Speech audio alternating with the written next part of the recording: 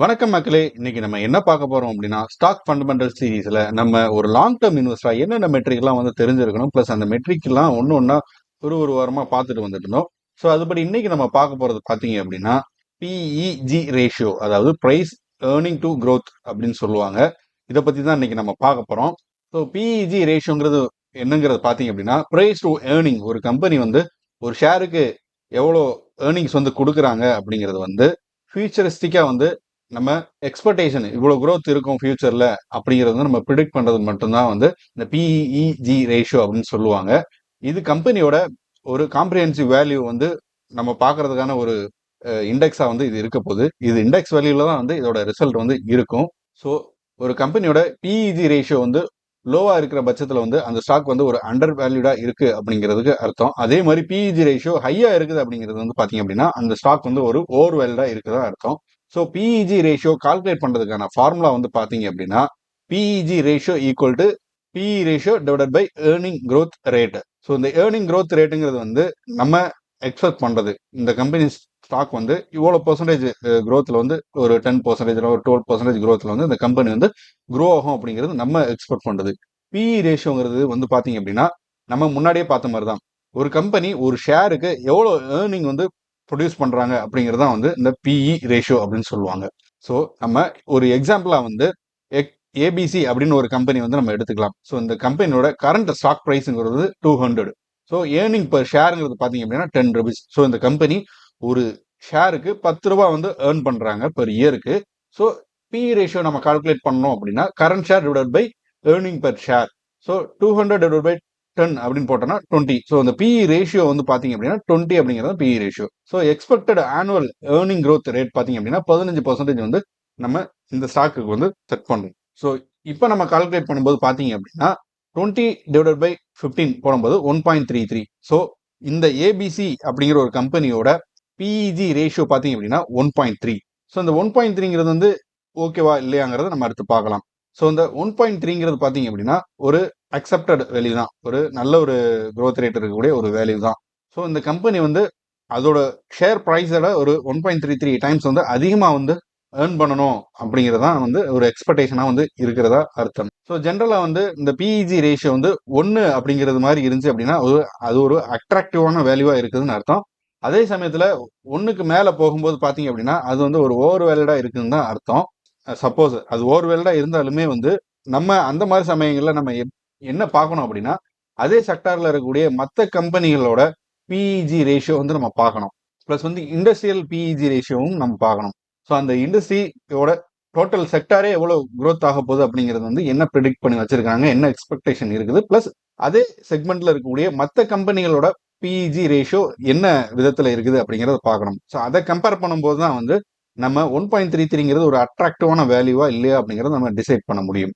So நம்ம சொன்ன மாதிரி 1ங்கிறது தான் வந்து ஒரு அட்ராக்டிவான வேல்யூ அப்படிங்கிறதுக்காக வந்து நம்ம எல்லா ஸ்டாக்குமே வந்து ஒன்று தான் இருக்கணுங்கிறத நம்ம செட் பண்ண முடியாது.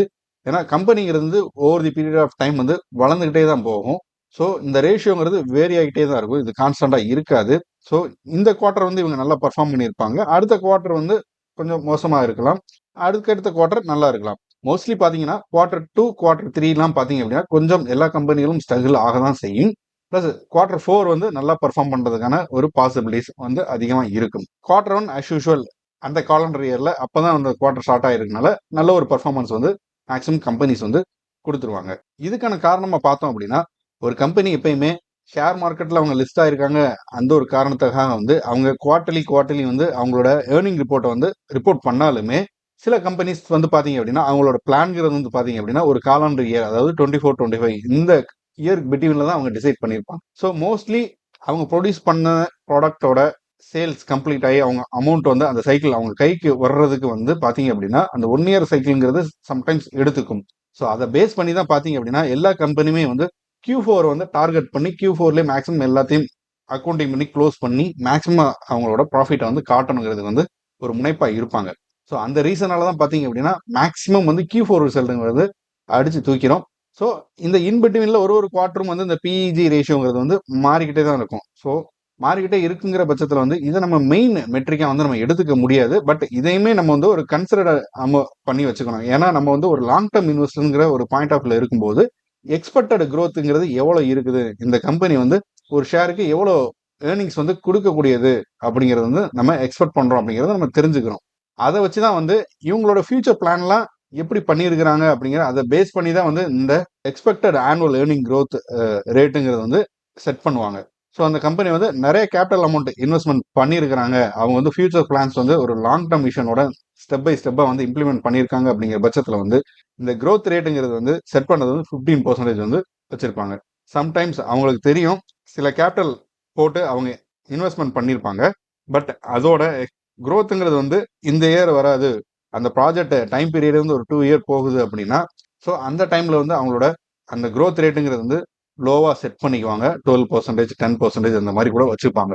ஸோ அந்த டைம்ல பாத்தீங்க அப்படின்னா இந்த பிஇஜி ரேஷியோங்கிறது பாத்தீங்கன்னா அதிகமா இருக்கும். ஸோ அது அதிகமா இருக்கும்போது கம்பெனிக்கு அது வந்து ஒரு ப்ரெஷரா வந்து பார்க்கப்படும். பிளஸ் மற்ற கம்பெனிகளோட கம்பேர் பண்ணும்போது அது வேல்யூவேஷன் கம்மியாகி அந்த கம்பெனியோட ஸ்டாக் ஆட்டோமேட்டிக்காக வந்து டவுன் ஆகி அண்டர் வேல்யூடா வந்து அது ட்ரேட் ஆகிறதுக்கான ஒரு பாசிபிலிட்டிஸ் வந்து அதிகமாகவே இருக்கும். ஸோ இந்த வீடியோவில் நம்ம வந்து பிஇஜி ரேஷியோ பற்றி பார்த்துருக்கோம். ஸோ இதில் உங்களுக்கு வேற ஏதாவது சந்தேகங்கள் இருந்தால் கமெண்ட் செக்ஷனில் கமெண்ட் பண்ணுங்க, உங்கள் டவுட்ஸ் வந்து கிளியர் பண்ணுவோம். ஸோ இந்த செக்மெண்ட்ல நம்ம நிறைய மெட்ரிக் வந்து பார்த்துருக்கோம், அது வந்து நம்ம சேனல்ல பிளேலிஸ்ட்ல வந்து ஆட் பண்ணியிருக்கோம். ஸோ அது பார்க்கணும்னு விருப்பப்படுறவங்க ஸ்டார்டிங்ல இருந்து எல்லாம் பார்த்துக்கலாம், எல்லா மெட்ரிக்ஸும் பார்த்துக்கலாம். ஸோ இன்னும் பேலன்ஸ் வந்து ஒரு ஃபியூ மெட்ரிக்ஸ் வந்து நம்ம பார்க்க வேண்டியிருக்கு, அதையும் கம்ப்ளீட் பண்ணிட்டோம் அப்படின்னா இந்த ஸ்டாக் ஃபண்டமெண்டல் சீரிஸ் வந்து கம்ப்ளீட் ஆயிரும். அதுக்கப்புறம் நம்ம எல்லாம் முடிச்சதுக்கு அப்புறம் ஓவரால் வியூ வச்சு ஒரு சிங்கிள் வீடியோல எல்லா மெட்ரிக்கையும் எப்படி கம்பேர் பண்ணலாம், பிளஸ் வந்து ஒரு ஏர்னிங் ரிப்போர்ட் வரும்போது அந்த ஏர்னிங் ரிப்போர்ட்ல அதை எப்படி நம்ம ரீட் பண்ணலாம், எந்தெந்த விஷயங்களை நம்ம நோட் பண்ணலாங்கிறது வந்து ஒரு எக்ஸாம்பிளோட நம்ம பார்க்கலாம்.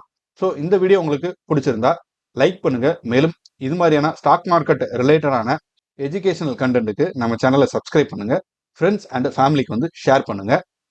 தேங்க்யூ.